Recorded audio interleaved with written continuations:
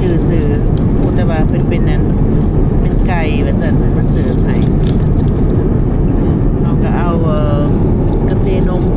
จอกหนึ่งมีโยเกิร์ตมีหมักไหม้เนาะกินไปแล้วหอบหนึ่งก็เป็นแซนด์วิช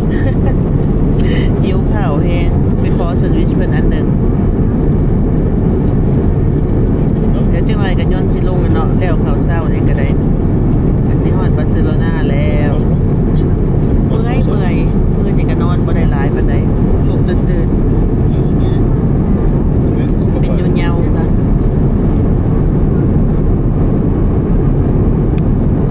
กินข้าวไปน้ำแล้วก็เบิ่งโทรทัศน์ไปพร้อมเนาะสบายดีตอนเช้าเลยลูกบงชูกันสิฮอดเฮือนเลยลูกกินข้าวเด้อเนาะถ้วยโดยถ้วย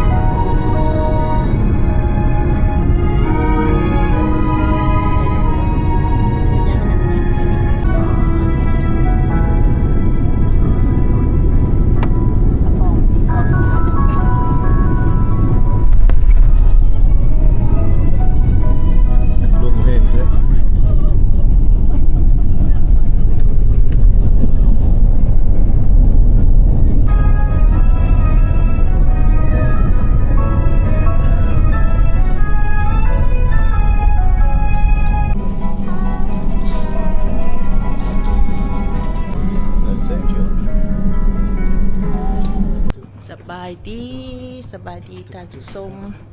สบายดียามเช้าอีกครั้งเนาะตอนนี้เราก็อยู่ที่สนามบินบาร์เซโลนาแล้วเนาะมาฮอด8 โมงครึ่งเนาะยนต์ลงซ่าหน่อยหนึ่งยนต์ดีเลย์ตั้งแต่เมื่อคืนนี่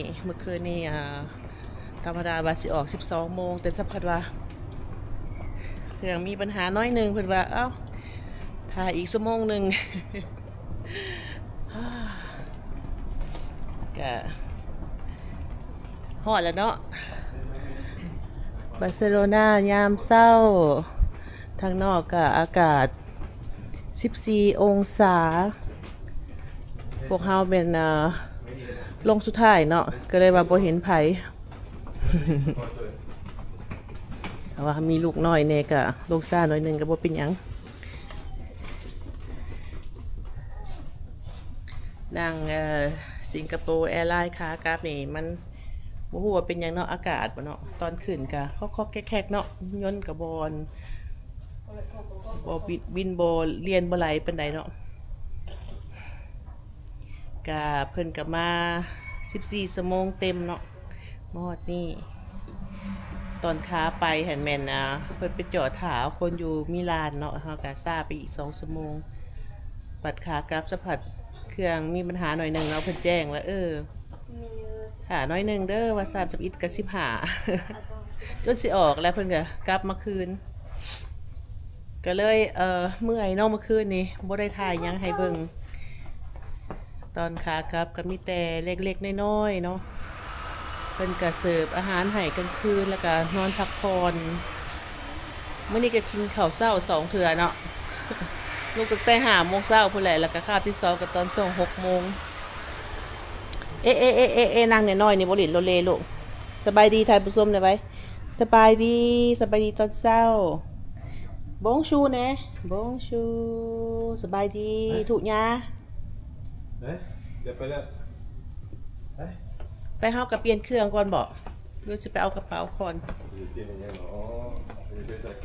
เอามันเย็นกันตรงเสือกันหนาวใส่14 องศาข้างนอกมาเขตหนาวต้องเบิ่งอุณหภูมิเนาะอย่าเบิ่งแดดเป็นว่า เห็นแดดแบบนี้มันบ่ได้ร้อนเนาะ เย็นจ้อยเดี๋ยวเราก็สิไปเอากระเป๋าก่อนเนาะวันนี้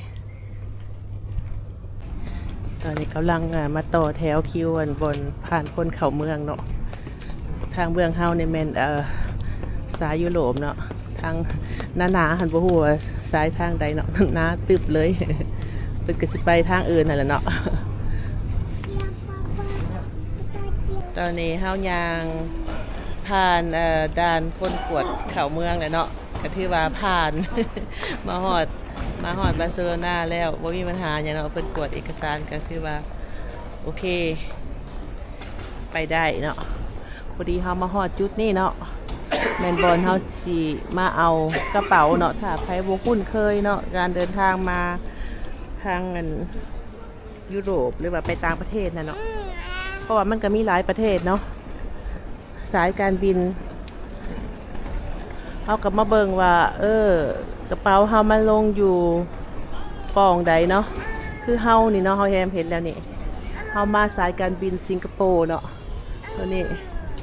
388นี่เนาะเฮาก็ไปเบิ่งกระเป๋าอยู่ประตู6เนาะโอเคไปเฮาเบิ่งประตู6ไปลูกย่างไปเฮาก็ไปปองประตู6เนาะนี่ใส่6ตัวนี้แม่น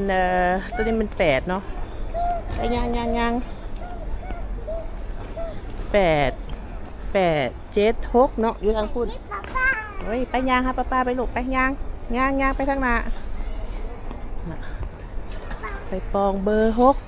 6แบบนี้เฮาก็สิหาง่ายเนาะเฮาจังบ่ต้องเลาะซอกเอาแท้ว่าเนาะโอ้มันอยู่ไสเด้กระเป๋าข่อยมันสิลงทางใดเนาะบ้านเพิ่นก็สนามบินใหญ่หลายประเทศลงเนาะเพื่อสิได้หากระเป๋ากับบ่ง่ายบัดนี้สอกเอากระเป๋ากันเด้อ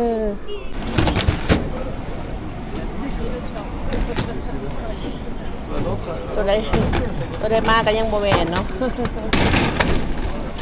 หลายคน ตอนนี้ก็นั่งขาเอาซึ่งกระเป๋าเนาะอยู่ในฟอร์มโบฮกนี่เนาะกระเป๋ากับบักไล่ของเฮาคือสิยังบ่ทันมาฮอดเทื่อตัวนี้แม่นพวกที่ว่าเขาเจ้าลงมาก่อนแล้วเนาะไหลไปไหลมานี่นะ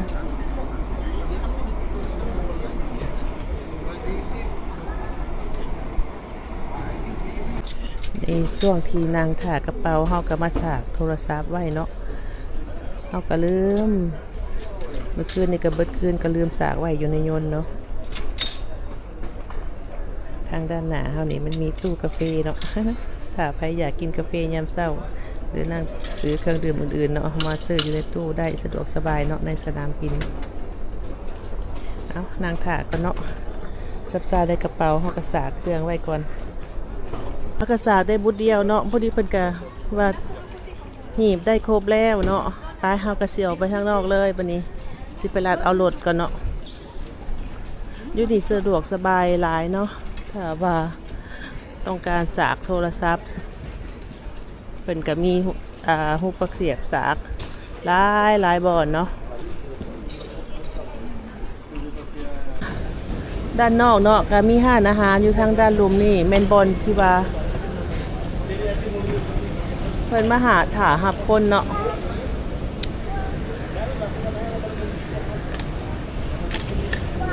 ไปเดี๋ยวก็จะขึ้นไปด้านเทิงเนาะ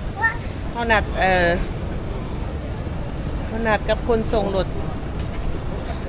เป็นว่าพอกันอยู่ด้านเทิงเนาะเบื้องนี้มันเป็นเบื้องขาออกเนาะเขาสิกลับไปเบื้องขาเข้าคืนบอทีเฮาวันเขามาแต่ทวิตเนาะเฮาบ่ได้ออกเบื้องขาออกเนาะ ไปออกเบื้องขาเข้า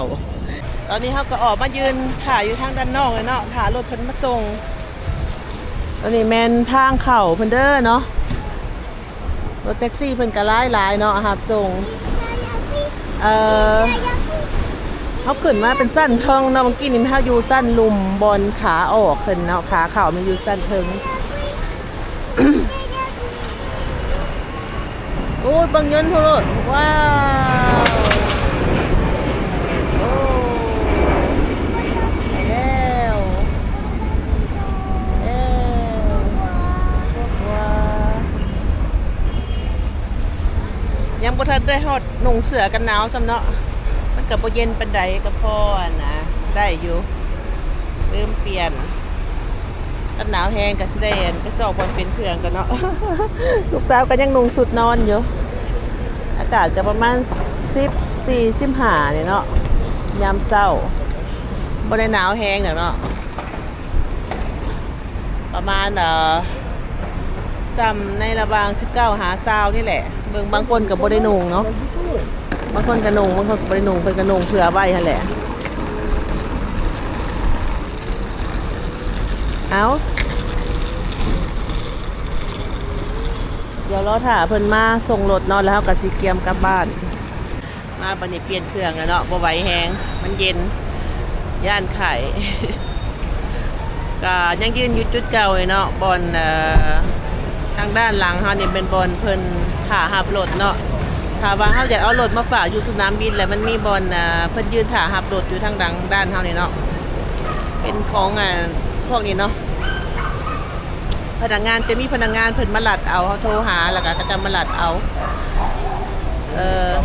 ราคาเซาก็สำหรับของเฮาหันแม่นเฮาเซาเดือนหนึง€100เนาะอิงตามจองทราบจองไว้ประมาณนี้แหละเขากับโบมีข้อมูลนั่นสังเกตไปไหนเพราะว่าสามีเขาเป็นผู้เศร้าเนาะ ตอนนี้ก็กำลังยืนหารถเพิ่นมาส่ง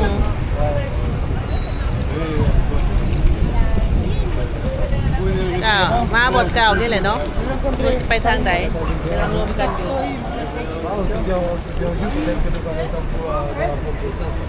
ตอนนี้ก็ Ok. On se tient au jus. T'es arrivé, t'as คนกำลังออกมา Ah, c'est pour ça, je croyais que tu. J'aurais vu. ก็ไปเด้อลูกเด้อ Le temps d'arrivage, Oui. il y a tellement de monde. Oui, oui, je sais. c'est pour ça. Comme ça, je charge vite dans cette place. Vous sortez avant que. แล้วก็ถ่ารถต่อยแล้วถ่าเฮิงเลยนี่นะยังบ่เห็นมาหอดปานนี้โอเคตอนนี้เฮาก็ขึ้นรถเป็นที่เฮียมห้อยแล้วเนาะเดี๋ยวก็สิเตรียมตัวกลับบ้านเพิ่นเฮาน่ะถ่าเพิ่นนี่ผู้ที่30นาทีเนาะเพื่อรถเพิ่นมาโอเควันนี้เฮาก็สิขอปิดคลิปไว้เพียงเท่านี้เด้อขอบใจหมดทุกคนที่เข้ามาเบิ่งมาชมติดตามการเดินทางของเฮาเนาะแต่เวียงจันทร์ฮอดบาร์เซโลนาบัดนี้เฮาก็สิขี่รถกลับเมืองฝรั่งเนาะวันนี้เนาะใส่เวลาอยู่3 ชั่วโมงประมาณนี้เนาะพบกันใหม่คลิปหน้าบ๊ายบาย